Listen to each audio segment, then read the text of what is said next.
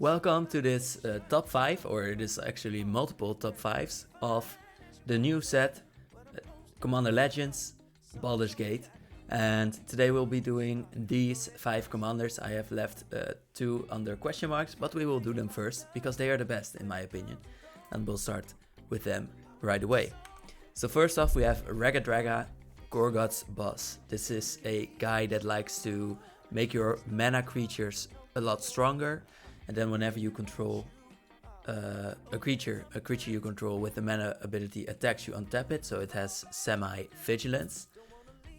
Then whenever you cast a spell, if at least 7 mana was spent to cast it, you untap target creature, so that can be still a mana making creature. It gets +7/+7 and trample, so that's really relevant on a big creature that's maybe +9/+9. I've also put in some interesting cards that go with them, but also want to say that Reggae Dragon doesn't really seem to have that much lore. We can dive deeper into that, of course, but it just says here that he is a warlord of a Gorgod's gang. So not sure if he has a lot of background, but the card is the most interesting to me ability-wise, because it's something new. And I think that's really important for new cards. This is, I think, the most unique card that we get. And the best card to go with it, I think, from this set is Jaheira, Friend of the Forest. A 3 mana 2/3 that gives your tokens a tap for mana ability. That is a mana ability. So your tokens will all get +2/+2, which is really relevant. And then the vigilance as well. Otherwise, I've just seen some other creatures that make mana. Do note that a mana ability cannot target things, but for example Reckless Barbarian doesn't really target himself, so that is why he does fit in the Reggae Dragon deck. So that's one. Nine Fingers Keen is number 2. That's the other one that was behind the question mark. She does stuff with 9 things, Baldur's Gate and the 9 gates there are flavorful, of course. And then we have got some gates. I think we have 11 or 10. And you will need to look through your whole deck for that, but that is possible with 9 Fingers Keen, because Estelle Keen, her ability is to look at the top 9 cards of your library. So if you get to do this 10, 9, maybe 9 times, then you can go through your whole deck. And then you may put all the gate cards from among them onto the battlefield. So you don't have to get them into your hand, you actually ramp from that. And then if you control 9 or more gates, you put the rest into your hand. So you draw 7 or probably 9. And otherwise you put the rest on the bottom. So you do filter through your deck, you just have to make sure that you don't shuffle your deck again after this. She also has Ward, pay 9 life. 9 life is significant, so that is a cool part about this. And then she has Menace, so that she can get in, because she does need to deal combat damage to a player to look at those top 9 cards. 9 Fingers Keen is also a character with a lot of lore, so that's something that we could dive into. So that is another reason why I liked her, and she is pretty unique for working with gate cards. She's a leader of an organization, and I think it's a pretty big one as well. So we'll have to dive deep into that. Some cards that work well with that are, of course, Baldur's Gate. That's a cool card because the set is named the same thing. They said the thing. You add X mana of any one color, where X is the number of other gates you control. So you have to tap 3 lands for that, but then you can perhaps make 9 mana. Gate Colossus is another pretty unique one, where it can be blocked with by small creatures, but also it costs 1 less to cast for each gate you control, so they could be free. And whenever one enters the battlefield, you may put Gate Colossus from the graveyard on top of your library, so the 8/8 keeps coming back. And there are more. Heap Gate lets you make treasure tokens, and Basilisk Gate, which, by the way, these two don't come in untapped, which is weird for a gate a little bit. But for example, Basilisk Gate gives your creature power and toughness, where X is the number of gates, so also synergistic.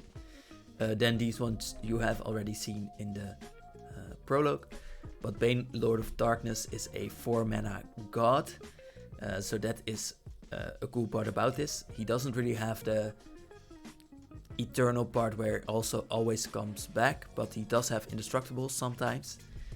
He also says, more relevant, whenever another non-token creature you control dies, target opponent may have you draw a card, so it's their choice. If they don't, you may put a creature card with equal or lesser toughness from your hand onto the battlefield. So what you want is cards with a lot of toughness, or well, a lot of variety in toughness basically. And the cards with a lot of toughness have to be able to die, because and preferably at the time that you want it. So cards from this set that work with it, there are some enter the battlefield cards. These work as well, of course, as the cards still enter the battlefield. Those are mostly in white, so I think that's why he still has these colors. Otherwise, board wipes like Cloudkill are pretty good. This one only gives creatures -4/-4 with Bane, Lord of Darkness though, so that's not too good. There's a background that fits pretty well. Whenever an artifact or creature you control is put into the graveyard from the battlefield, each opponent loses 1 life. You want to cycle through your creatures. And Bone Color resurrect something, and you get to sacrifice this one whenever you want for 4 mana. So that's good too. John Aranekus is someone with a lot of lore again.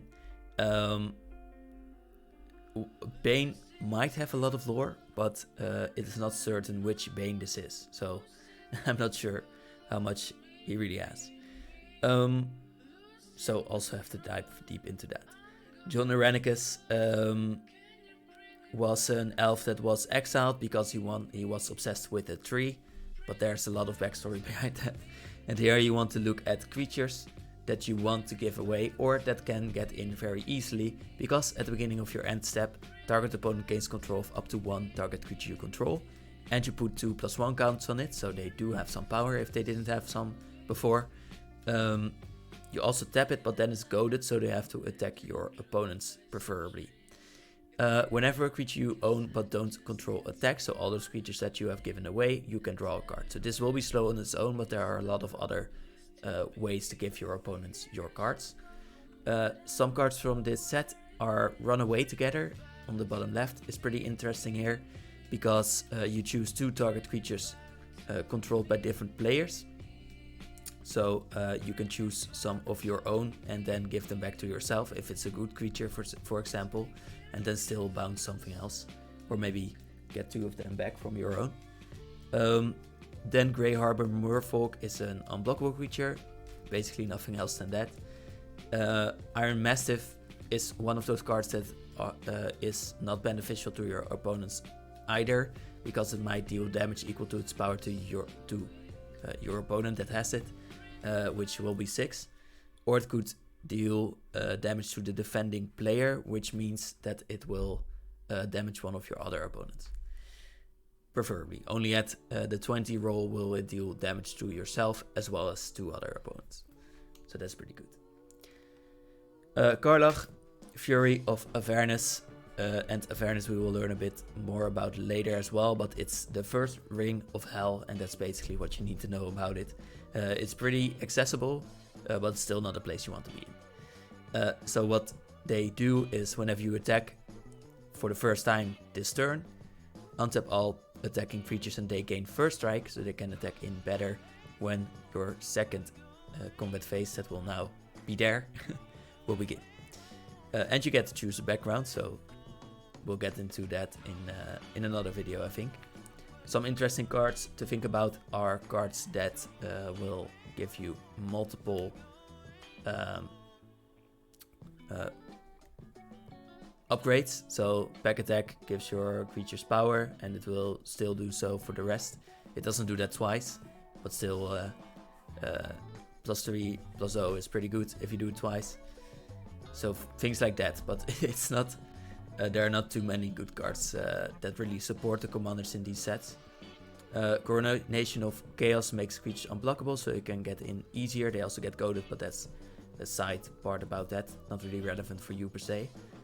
Ember Gristle O'Mal is a 4 mana haste creature. already pretty good, but then you may discard your hand whenever you attack with them.